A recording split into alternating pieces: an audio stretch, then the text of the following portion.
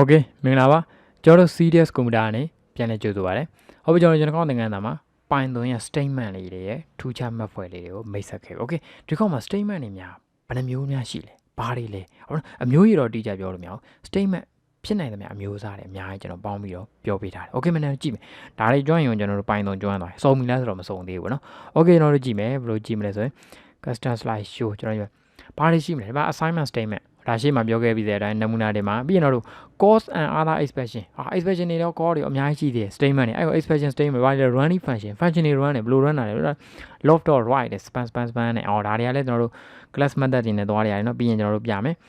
ပြီးတော့ print function ဒါရှိမှတော့သုံးတယ်ဒီမှာ if access တွေဒါတွေပြောကြအောင်လို့ for access တွေဟုတ်နော်ရေးသားပုံရေးသားနည်းလေးတွေပြီးတော့ while တွေ pass တွေ break တွေ continue တွေ def တွေ method creation လုပ်တဲ့ဟာတွေပြီးရင် return statement တွေပြီးတော့ use statement တွေ generator function နဲ့ဒါသူ့ရဲ့ပါလောက်ဆောင်ချက်ဟုတ်နော်ပြီးရင်တော့ global တွေ non local တွေဟုတ်နော် namespace နေရာတွေတော့ import statement တွေ from import တွေ class တွေဟုတ်နော်ပြီးတော့ twice finally တွေပြီးတော့ rise တွေ access တွေ with s တွေ den တွေအများကြီးတယ်ဒီထဲမှာတော့လွယ်တဲ့နှစ်ခုပြမယ် den နဲ့ကျွန်တော်တို့ဗာနဲ့တော့ဟိုဘက်က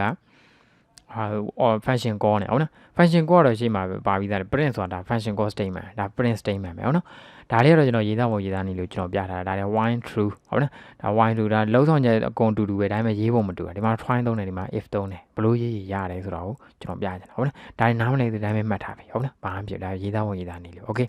ကဲဆိုရင်တော့ကြည့်မယ်နမူနာလေးပြမယ်အဲ့ဒါကျွန်တော် Python share ဖွင့်လိုက်မယ်ကျွန်တော်ဘာကိုပြချင်တာလဲ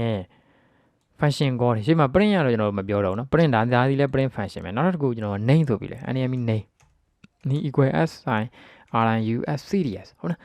name serious ဆိုပြီးကျွန်တော်ပါလဲ sorry string တန်ဖိုးပေးမယ် s sign rin us serious တို့ကျွန်တော် string တန်ဖိုးပေးလိုက်တယ် string object တိုင်းဟုတ်နော် Python ဒီ everything is object တာ object ဖြစ်တဲ့ဆို object has a attributes a behavior ဟုတ်နော် object မှာ attribute တွေ behavior တွေရှိတယ်စကလုံးကြီးနည်းနည်းစိမ့်ကောင်းတယ်ရတယ်ဟုတ်နော်တခြား language မလေးလာဘူးဆိုရင်နည်းနည်းစကလုံးစိမ့်နေမှာရတယ်မစိမ့်နေကြည့်မယ် attribute behavior တော့ဗါလေဒီကောင်ကဘာတွေလုပ်လို့ရလဲဆိုတော့ပြတယ်ဟုတ်နော်ဒီမှာကြည့်ပြကျွန်တော်ကြည့်မယ် enemy name ဟုတ်နော် name dot operator ခံ sorry name dot ဆိုပြီးတော့ control space နေတာသူ့မှာဘာတွေလုပ်လို့ရလဲအကုန်ပြဒီမှာ capitalize ရှေ့စလုံးကိုကြီးလုပ်မလားဟုတ်ပြီနော်case ဖို့အများကြီးပဲ center ဘယ်လိုလုပ် format ရအောင်မလားအများ encode ဘာလို့မဒီနေ့ကျွန်တော်လွယ်ဆုံး upper ဆိုတဲ့ function ကိုကျွန်တော်သုံးပြမယ် name dot upper ဟုတ်နော် name dot upper ဆိုတာဒီကောင်ဒီဘာဖြစ်သွားမလဲ upper case တွေဖြစ်သွားမယ်ဒီတိုင်းတော့ထုတ်လို့မရဒါဒီ upper case ဒီကို enter တစ်ချက်ခေါ်တယ်serious ဟုတ်နော် name dot upper ဘာဖြစ်တာ serious ဆိုတဲ့ဟာတွေဘာဖြစ်တာလဲအကုန်လုံးစလုံးကြီးဖြစ်အဲ့လိုတွေကျွန်တော်တို့ object ကိုစီတိုင်းမှာဘာလုပ်လို့ရတယ်ပြင်လို့ရတယ် okay မနော် okay မနော်အဲ့လိုတွေလည်းကျွန်တော်တို့ပြင်လို့ရတယ်သူရဲ့ built-in function တွေရှိတယ်အဲ့လိုတွေလိုက်မယ်ဒီမှာ serious ကို name ကိုကျွန်တော် list လုပ်ချင်တယ် list list built-in function list နဲ့ကျွန်တော်ဘာလုပ်လိုက်မလဲ name ကိုထည့်အနေနဲ့ name ကိုထည့်ချင် okay အဲ့ဒါခေါ်ကြည့်ဟို list ပုံစံဖြစ်မှာလား sign rin us cd ဒါဒီပဲနေကျွန်တော်တို့ဘာတွေပဲเนาะ